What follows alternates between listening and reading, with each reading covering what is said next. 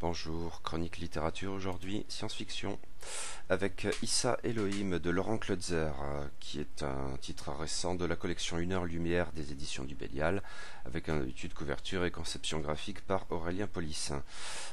C'est tout récent, c'est sorti il y a quelques mois à peine, en 2018 en tout cas, et ça fait 124 pages.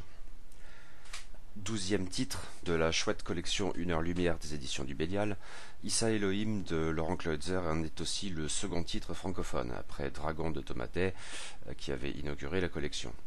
C'est aussi pour l'auteur l'occasion d'approfondir un univers dont il nous avait déjà donné plusieurs aperçus, dans les romans Anamnèse de Lady Star, signé L.L. Kleutzer et le seul de ses textes que j'ai lus, et Vostok, ainsi que dans plusieurs nouvelles. Le format novella Une heure lumière permet à l'auteur de creuser davantage cet imaginaire personnel dans un texte qui ne peut se permettre de délayer l'information. C'est aussi de manière assez marquée un récit qui entre en résonance avec le monde d'ici et maintenant, en prenant place dans un futur proche censément indéterminé mais technologiquement identique au nôtre, et lourd de crises et de débats affectant déjà nos sociétés. En l'espèce ici, Laurent Kleutzer va prendre pour point de départ la crise des migrants ou réfugiés, en illustrant les difficultés rencontrées par ceux qui fuient la guerre, l'oppression ou la misère pour se rendre en Europe, et se heurtent alors au mur pas toujours si métaphorique que leur opposent les pays européens. Pas seulement ceux de l'Union, puisque en l'espèce, c'est essentiellement la Suisse qui va nous intéresser, sans doute pas le plus accueillant des havres. Valentine Ziegler est une journaliste freelance, et elle est amenée à s'intéresser à ce qui se produit dans un camp de réfugiés en Tunisie. À vrai dire, ce n'est pas forcément tant la misère des migrants qui l'attire, dans un monde où celle-ci n'est jamais qu'une banalité de plus, aussi triste soit-elle, mais la rumeur voulant qu'un Elohim y ait fait son apparition. Les Elohim, pour ce que j'en sais, sont le trait d'union des divers textes cités plus haut, des extraterrestres dont le nom même est chargé de connotations religieuses. À vrai dire, le mystère les concernant est tel que leur statut même demeure irrémédiablement ambigu. Le camp de la science y verra des extraterrestres, celui de la foi, des anges ou des messies ou des dieux. Ces êtres étranges apparaissent du jour au lendemain, et nouent alors un lien particulier avec les premiers hommes à les voir, autant d'apôtres en fin de compte, mais il me faudra y revenir.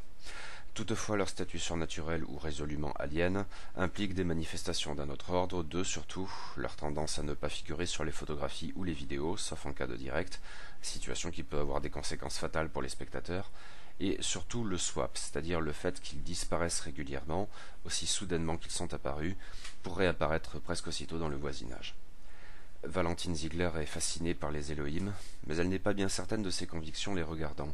Sceptique par profession, elle fait aussi preuve d'un besoin de croire autrement caractéristique, et qui peut affecter des personnages autrement en tout point opposés à elle, tel le politicien populiste suisse Boris Deriva, d'une droite tellement dure qu'on devrait la dire extrême dans un monde un peu moins pudique au regard des idées politiques. Tous deux se retrouvent associés dans l'entreprise visant à accueillir Issa en Suisse, car de toute évidence, il est plus facile d'accorder l'asile à un extraterrestre qu'à un humain. Va pour ses trois compagnons qui doivent rester auprès de lui, les autres resteront dans les camps, à attendre en vain et bien trop longtemps. Le désir de croire est pugnace, mais il n'est pas sans ambiguïté. Deriva attend d'Issa une preuve que celui-ci prétend ne pouvoir lui accorder consciemment, qu'un swap se produit sous ses yeux. Ziegler, elle, doit bien faire avec les enquêtes contradictoires d'un journaliste américain très fake news et envisager la possibilité d'une imposture, que celle-ci implique tous les prétendus Elohim, ou à une toute autre échelle et peut-être plus raisonnablement, le seul cas d'Issa, qui lui tient plus particulièrement à cœur.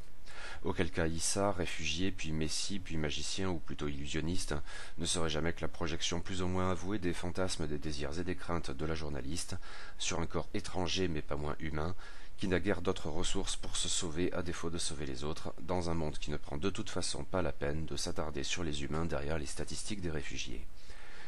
Des critiques lu ça et là ont pu regretter que la question des migrants ne soit qu'un point de départ, et que le point de vue la concernant soit celui des Européens. Valentine Ziegler au premier chef, car à la première personne, mais aussi Boris Deriva, que son statut devrait en outre rendre détestable, et qui pourtant ne l'est pas tant que cela.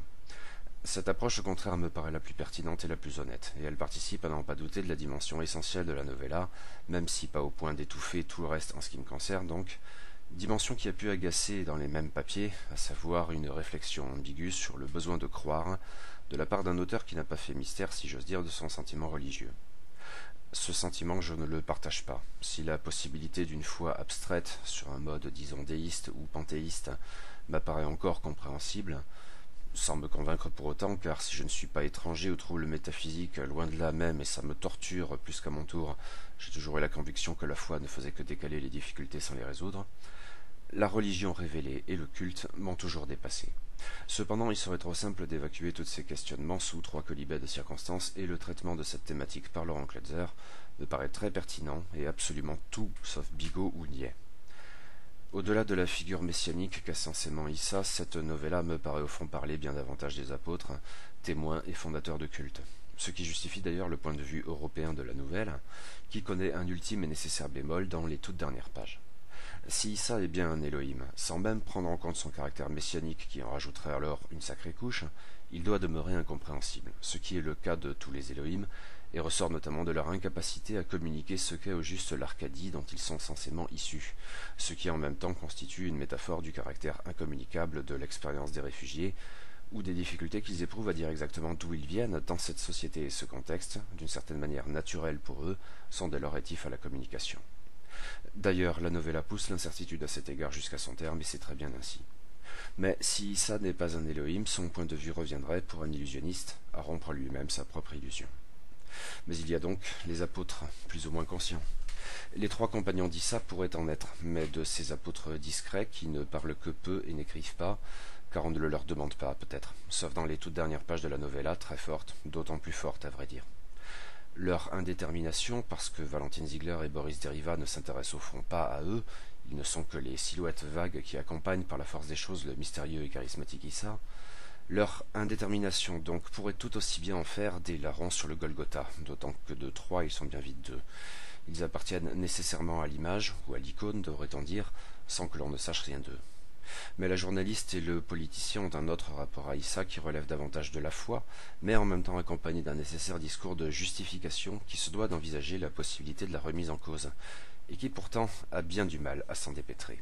Cela va au-delà de ce Thomas proverbialement sceptique, et si peu convaincant, ça va plutôt du côté du fondateur d'Église Paul, ou, davantage encore je le crois, plus tard, d'un père de l'Église non canonisé, d'une figure plus ambiguë au-delà des figurations canoniques des évangélistes ou de Paul, ce Tertullien qui croyait parce que c'était impossible. Je raconte peut-être, ou probablement, des bêtises, mon incompréhension du sentiment religieux, de manière générale, et ma culture religieuse plus que limitée, du coup, ne me facilite pas la tâche. Peut-être m'interdisent-elles même de vraiment appréhender le propos de cette novella, qui cultive de toute façon l'ambiguïté de manière assez subtile, bien plus en tout cas qu'on me l'a parfois dit. Quoi qu'il en soit, je compte cette approche dans le fond comme dans la forme, parmi les qualités de cette novella que j'ai beaucoup aimée. Elle a cependant un défaut, je crois, mais que je vais avoir du mal à expliquer.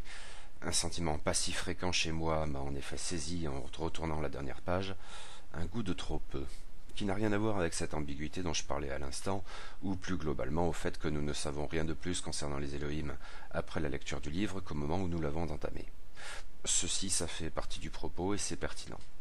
Mais je ne peux pas me départir de ce sentiment qu'il manque quelque chose ici. Quoi ? Je n'en ai franchement aucune idée.